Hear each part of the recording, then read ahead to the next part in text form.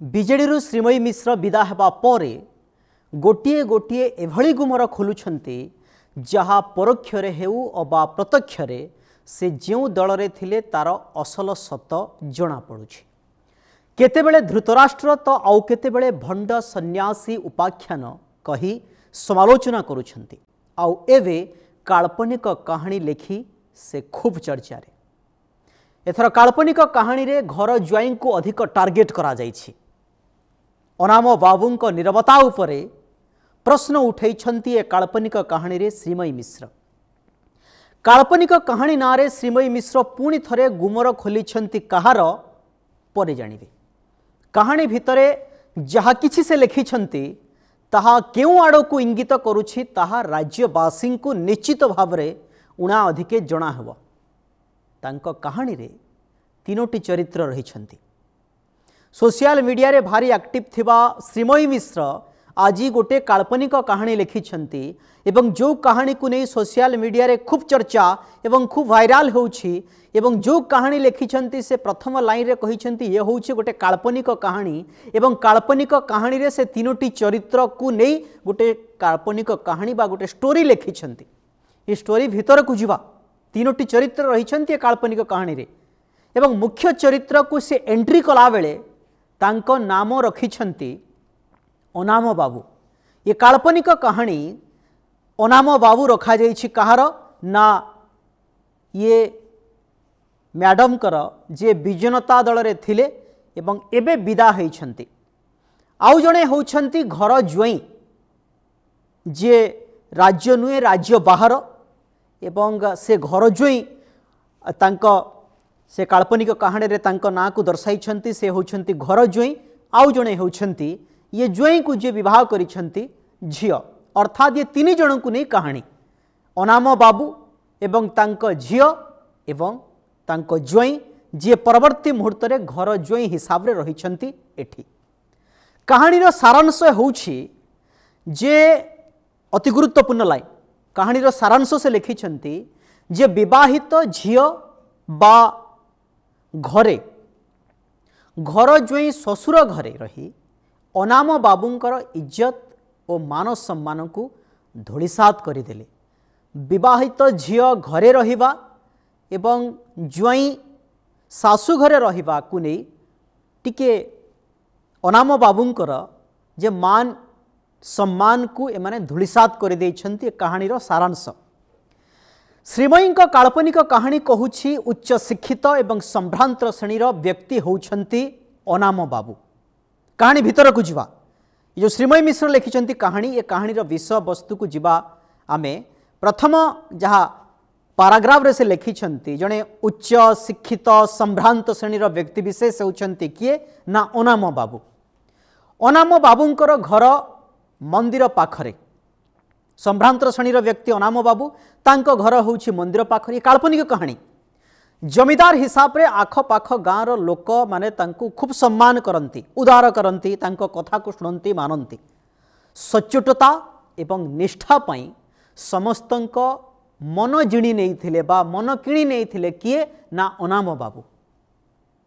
एठु तापरे ट्विस्ट आरंभ होछि। जेउ दिन तांकर एकमात्र झियो अनाम बाबूंकर जेउ दिन एकमात्र झियो अन्य राज्यर अनाम बाबू जो राज्य रे रुहंती जहार पतियारा रहिथिला जमीदारी हिसाब रे से जितेबेले अन्य राज्यर जणे युवकं को विवाह कले सही दिन ठारू तांकर ख्याति मलिन पड़िला। ये ट्विस्ट आसिला कहानी रे। ये काल्पनिक कहानी रे एतेबेले ट्विस्ट आसिला जेतेबेले जेतेबेले अनाम बाबूंकर झियो गोटे अन्य राज्यर युवकं को पुरुषं को विवाह कले तापरे कोन हैला धीरे धीरे आमे आपनका सामने रखुछु। अष्टमंगला परे ज्वाई निज घर को फेरी जीवा कथा आमर जो हिंदू रीतिनीति रही जे अष्टमंगला परे ससुर घर को आसती ज्वाई किंतु से फेरी जाती निज घर को। किंतु ये काल्पनिक कहानी रे श्रीमयी कौन है जे ये ज्वाई आउ फेरी नहांती ये ज्वाई एठी ही रही जाइछंती बरं घर ज्वाई होई अनाम बाबूंको घरे ही रहीगले। ये आउ घर को गले नाही निज राज्य को फेरिले नाही घर ज्वाई ही एठी ही रहीगले तांको पत्नी सहित आउ धीरे धीरे देखंतु ये काल्पनिक कहानी कौ आड़ को जाउछि ये काल्पनिक कहानी कौ आड़ को इंगित करुछि ये ज्वाई ये घर ज्वाई धीरे धीरे धीरे धीरे श्वशुरंक संपत्ति अर्थात अनाम बाबूंकर संपत्ति और कार्य को निज नियंत्रण को आनिबा पई आरंभ कले कहीं जितेबाला जमीदार थिले संभ्रांत श्रेणी थिले अनाम बाबू आखपाख गाँ लोके तांको सम्मान करुथिले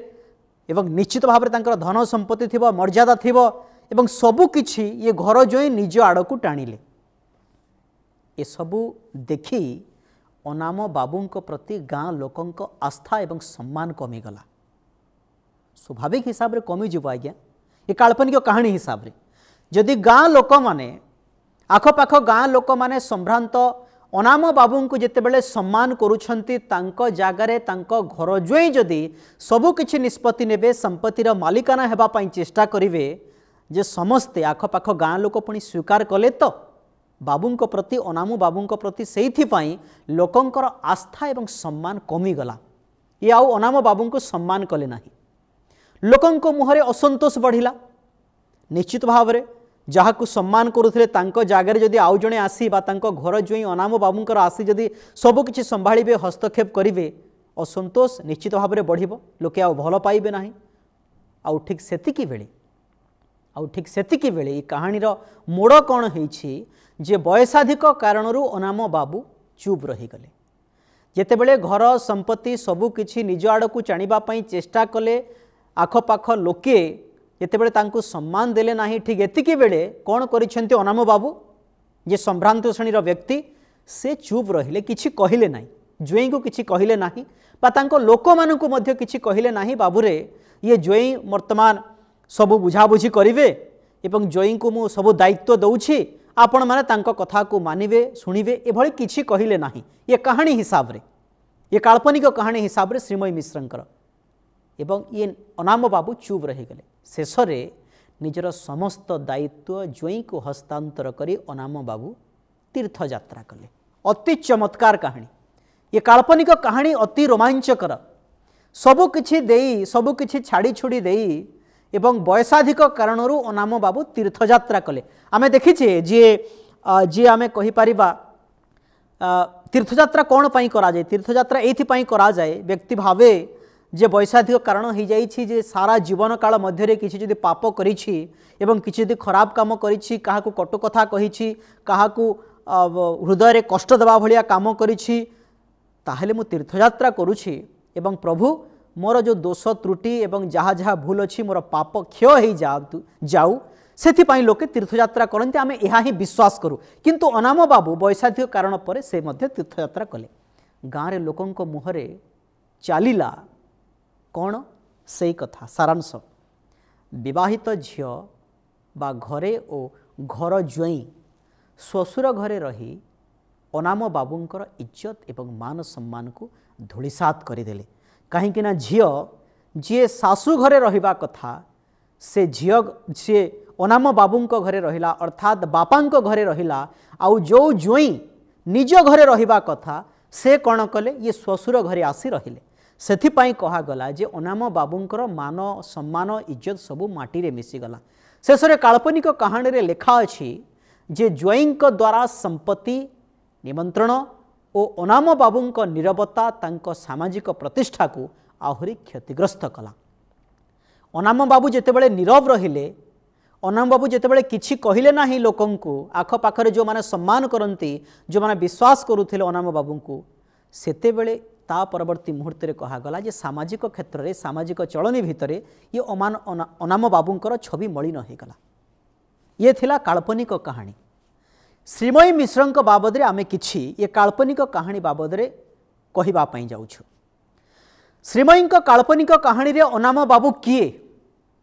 किए सही अनाम बाबू जे श्रीमयी मिश्रंक कहानी रो गोटे मुख्य चरित्र तीनोटी चरित्र अनाम बाबू तांको घर ज्वाई एवं तांको झियो किए सही अनाम बाबू तांको घर ज्वाई एवं झियो किए ताहा लोक जानी सारलेणी बीजेडी रु श्रीमयी मिश्र विदा हेबा परे बा दलरू बाहरी जिबा परे दल भितरर गुमर गोटिए परे गोटिए खोली चली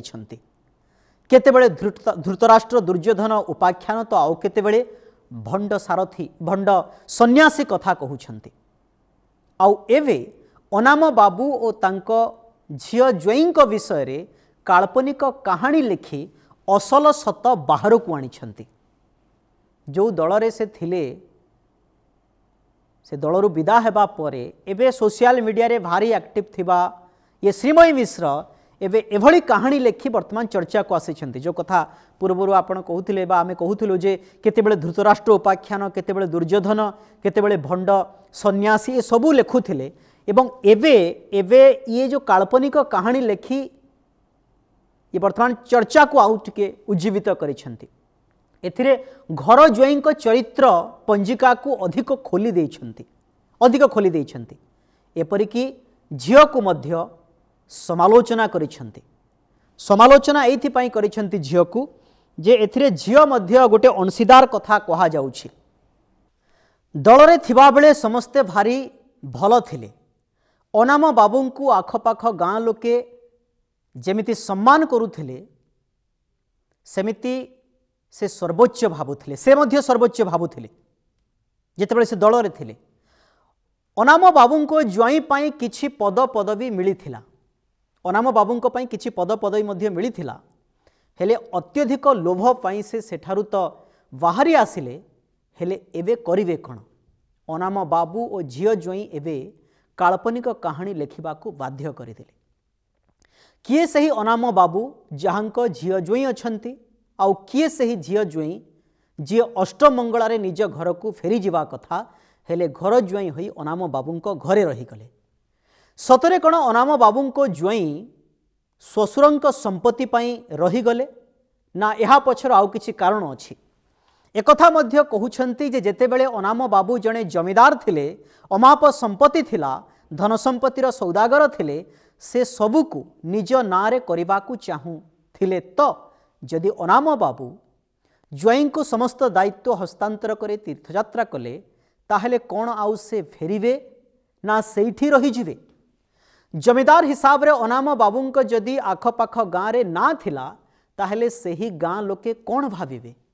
यह भाविवे नाही तो जे बोधे अनाम बाबू को शेष समय आसीगलानी सेहिथिपाई से तीर्थयात्रा गले।